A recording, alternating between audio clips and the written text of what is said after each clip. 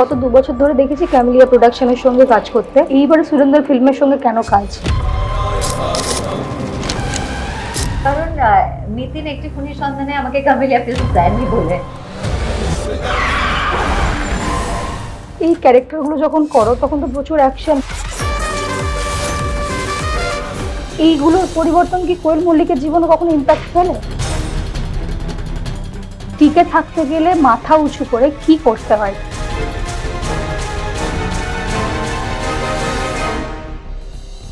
কথায় বলে কাজই মানুষের আসল পরিচয়, কিন্তু সমাজ কাজের মাধ্যমে নিজেরাই বিভেদ সৃষ্টি করে। এইটি নারীর কাজ, এটি পুরুষের কাজ।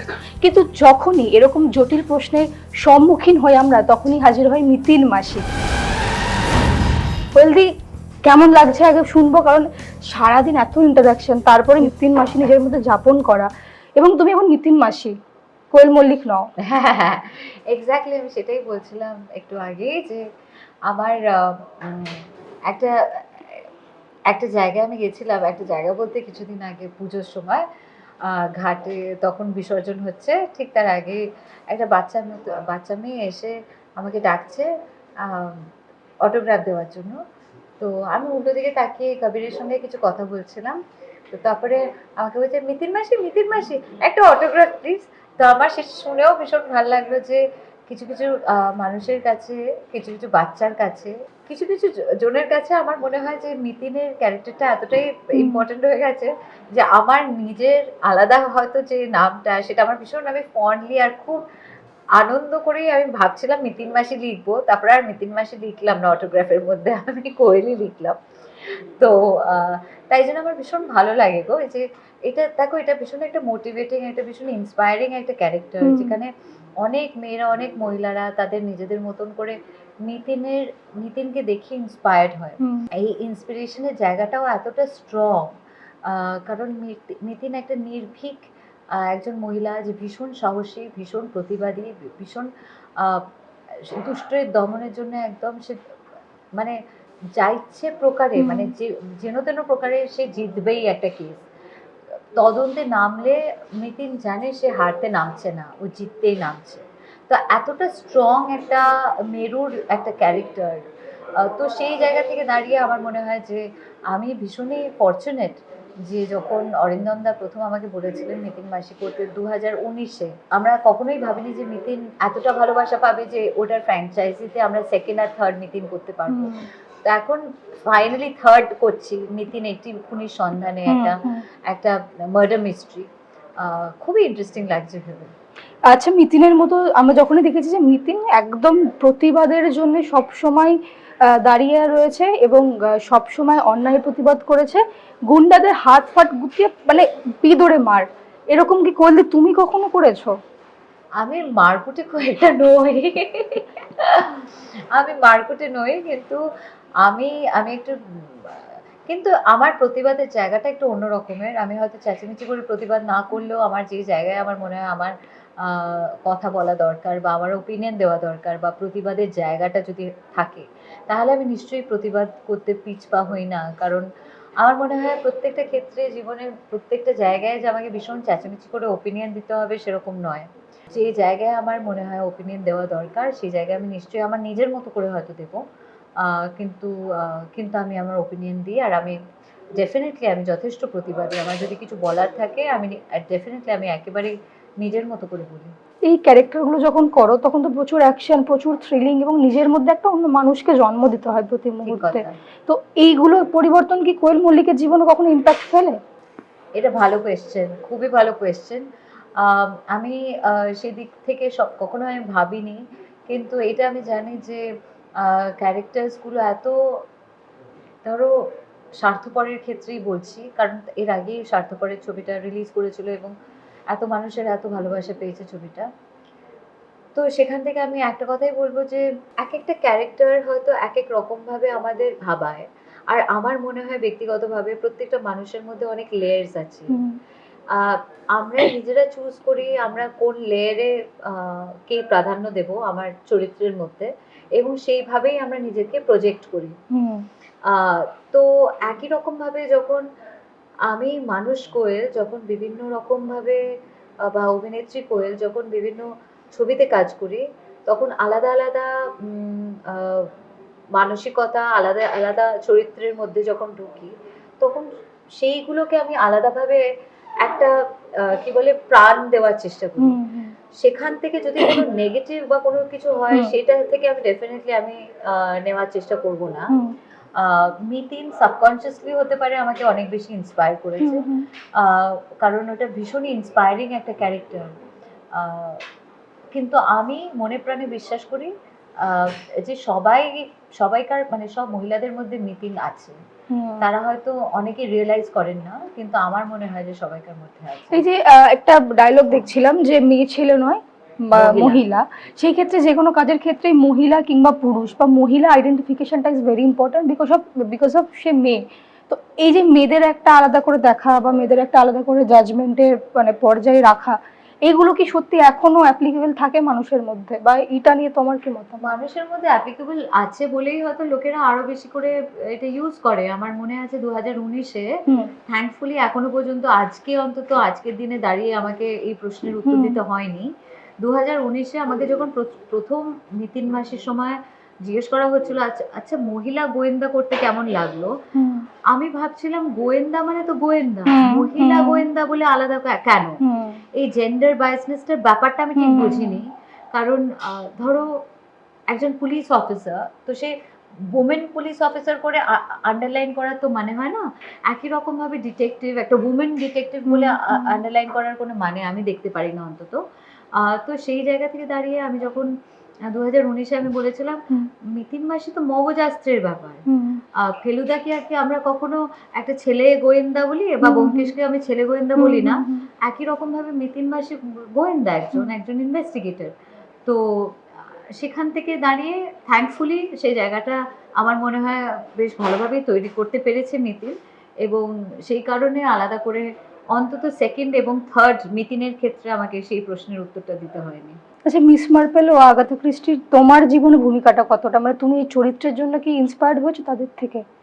দেখো, মিতিন মাসির চরিত্র থেকে আমি সব থেকে বেশি ইন্সপায়ার্ড হয়েছি, কারণ মিতিন মাসি এত অসাধারণভাবে সুচিত্রা ভট্টাচার্য লিখেছিলেন, যিনি হচ্ছে একজন সংসারী একটি মহিলা, যে আনাজ জানে, যে কি বলে বাড়ির সবজি বাজার করে আনে, সে জানে বাকিরা কারা কারা কি খাবে, কোন সময় কি খাবে, সব জিনিসটা পরিপাটি করে রান্নাঘরটা গুছিয়ে রাখে সে। আর তার সঙ্গে সঙ্গে তার বাইরের একটা ইনভেস্টিগেটিভ সত্তাও ভীষণ ইম্পর্টেন্ট ওর কাছে।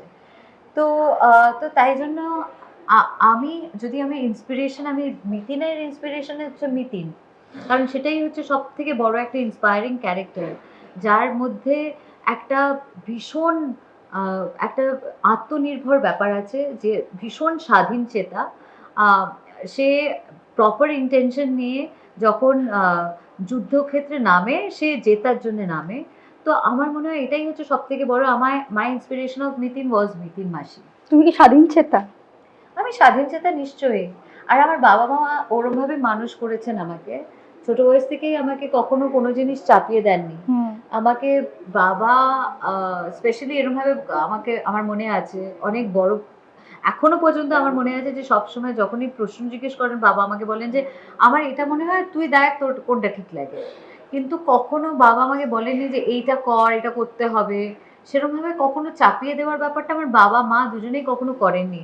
আর সেখান থেকে আমার মনে হয় সেই কনফিডেন্সটাও একটা মানুষের মধ্যে জন্মায়, যে নিজের ভুলে, এরকম আমি বলবো না যে আমি এতদিন হয়ে গেছে আমি কখনো আমার লাইফে কোনো ভুল করিনি, আমি নিশ্চয়ই অনেক ভুল করেছি, কিন্তু ভুল করতে করতে অনেক কিছু শিখেছি। আর শেখার জায়গাটা এতটাই স্ট্রং হয়েছে যে সেই জায়গা থেকেও আমি অনেক, মানে যেটাকে বলে যে ওয়াইজ একটা মানুষ, তো সময়ের সঙ্গে সঙ্গে বড় হতে হতে অনেক মানুষের সঙ্গে পরিচয় পেতে পেতে বা মানে পরিচিত হতে হতে তার একটা জায়গা তৈরি হয়, তার একটা উইজডমের জায়গা তৈরি হয়, তো একটা বুদ্ধির জায়গা তৈরি হয়, আরো বেশি ইনটিউটিভ সে তৈরি হয়। তো সেই জায়গাটা আমার মনে হয় অনেকটাই আমি স্বাধীন চেতা। আর নিজের জীবনের ডিসিশন মেকারটা কে, মানে তুমি নাকি তুমি রানেদার উপর একটু ডিসিশন, মানে রানেদার জন্য একটু অপেক্ষা করেছো ডিসিশন দেবে বা কিছু একটা সামথিং বলবে, না স্ট্রিক্টলি তুমি যেটা দেখো সেটা একদম ভিজুয়ালাইজ করে তুমি সেটার উপর ডিসিশন নাও?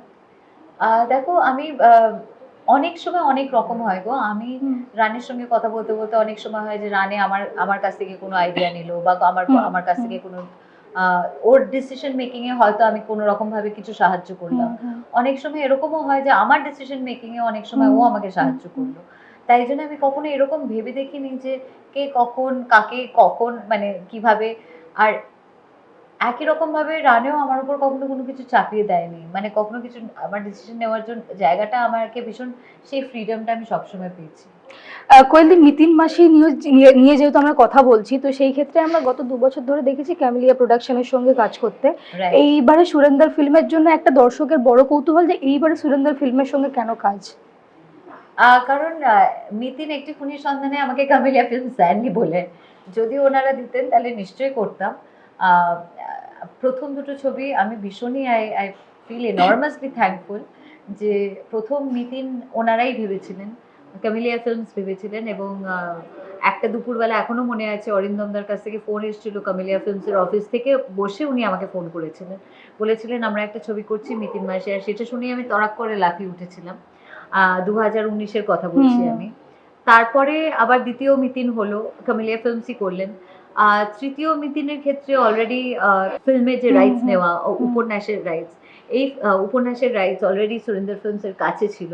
তাই জন্য তারা যেহেতু প্ল্যান করেছিলেন, তাই জন্য এটা সুরেন্দ্র ফিল্মসের সঙ্গে আমি করলাম। এই প্রশ্নটা খুব নর্মাল একটা প্রশ্ন, কিন্তু এত জটিলতা সৃষ্টি হয়েছে সুরেন্দ্র ফিল্মের সঙ্গে কাজ করা নিয়ে, যে কেন ক্যামেলিয়ার সঙ্গে না কেন সুরেন্দ্র ফিল্মের সঙ্গে। তো খুব সহজেই উত্তরটা মানে, আচ্ছা তুমি একটা জিনিস বলো, তুমি সব কিছু প্রবলেমে এত সর্টেড কি করে থাকো, মানে খুব খুব সিম্পল ভাবে সবকিছু কি করে উত্তর দাও? আমি মানুষটাই ভীষণ সর্টেড, আমার মাথায় ভীষণ ক্ল্যারিটি আছে, তাই জন্যই হয়তো আমার মনে হয় না সবাই খুব সর্টেড। আমার মনে হয় আমরাই জটিল করি আমাদের সিচুয়েশনস গুলো, আর তারপরেই আমরা কান্নাকাটি করি যে আমাদের সিচুয়েশনস কত মানে জটিল হয়ে গেছে। জীবনটা জীবনের মতন করে রাখলে আমার মনে হয় সব জিনিসটাই যথেষ্ট একটা ক্ল্যারিটি পাওয়া যায়। সেটা ওই চশমার কাঁচের মতো। তুমি কাঁচটা যত বেশি ঘষবে তত বেশি তোমার বাইরের দৃশ্যটা ততটাই তোমার আবছা হয়ে যাবে। তোমার কাঁচটা যদি পরিষ্কার থাকে তাহলে বাইরের দৃশ্যটাই ততটাই পরিষ্কার থাকে। আচ্ছা কোয়েলদি, যখনই কোনো সিনেমা হয় তখনই বক্স অফিসের দিকেও একটা কালেকশন মানে চোখ রাখতে হয় যে কি কালেকশন করবে, বা কতটা দর্শককে ওই 2-3 ঘন্টা বসিয়ে রাখতে পারবে, বা আদৌ কি সেটা ছাপ মানুষ নিয়ে যাবে। কারণ সিনেমা করার পর ওখান থেকে বেরিয়ে ভুলে যাওয়ার জন্য তোমরা মানে আমরা কেউই সিনেমা তৈরি করি না, দেখি না। সেই ক্ষেত্রে এই যে বক্স অফিসের কালেকশন নিয়ে তো কথা হচ্ছে, দেখো বক্স অফিস তো ভীষণ ইম্পর্টেন্ট, কারণ একটা ছবির বিজনেসটা ভীষণ দরকার, কারণ এটা তো একটা কমার্সের জায়গা, এটা ইন্ডাস্ট্রি। তো কেউ তো কখনো একটা ছবি নিজের জন্য তো করে না, সেটা তো দর্শকের জন্য করে, আর একটা পার্টিকুলার রিটার্নস এর কথা ভেবেই করে, কারণ তাহলে তো একটা ইন্ডাস্ট্রি সার্ভাইভ করবে, কারণ অনেক টেকনিশিয়ানসরা এটার উপরে নির্ভরশীল। তো তাই জন্য সেই জায়গা থেকে দাঁড়িয়ে আমার মনে হয় যে এটা ভীষণ ইম্পর্টেন্ট, একটা কমার্স আসা দরকার আছে ইন্ডাস্ট্রিতে।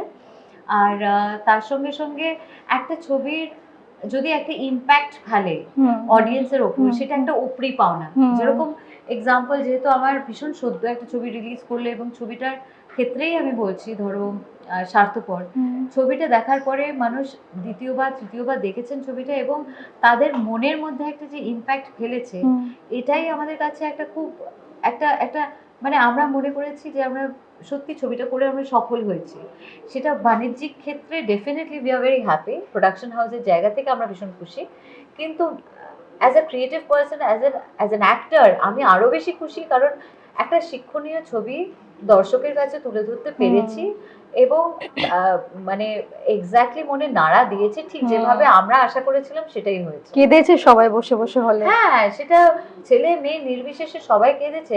মেয়েরা যেরকম কেঁদেছে, ছেলেরা রুমাল বের করে অনেক জায়গায় কেঁদেছে তারা।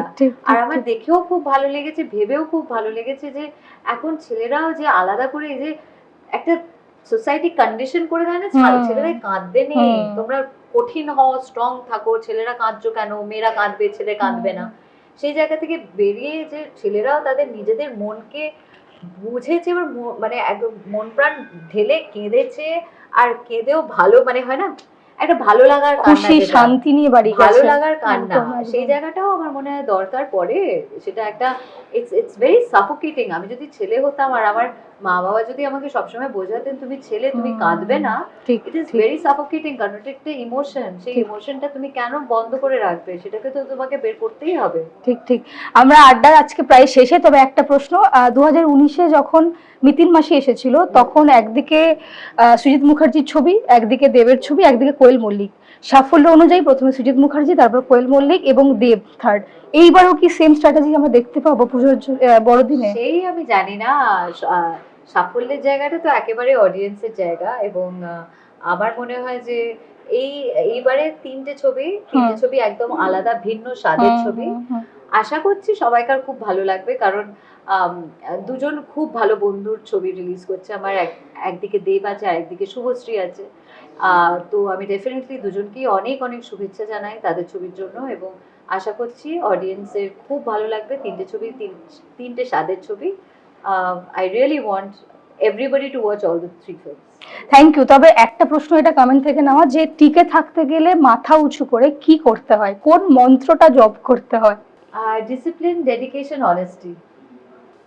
আড্ডা রইলো এখানে। কেমন লাগলো আজকের আড্ডা জানাবেন, এবং মিতিন মাসি দেখুন আমাদেরকেও জানাবেন মিতিন মাসি কেমন লাগলো। আর কোয়েল মল্লিক, আমি প্রথমবার এসে কোয়েলদির হাতে এটা দেখে জিজ্ঞেস করেছিলাম কি, তারপরে বুঝলাম উনি কোয়েল মল্লিক মানে উনি মিতিন মাসি। রইলো আড্ডা এখানে, চোখ থাকবে শুধুমাত্র সিটি সিনেমাতে। টলিউডের latest update, gossip and entertainment পেতে সাবস্ক্রাইব করুন শুধুমাত্র সিটি সিনেমা, আর ফলো করুন সিটি সিনেমার Instagram, Facebook, Twitter and ShareChat page.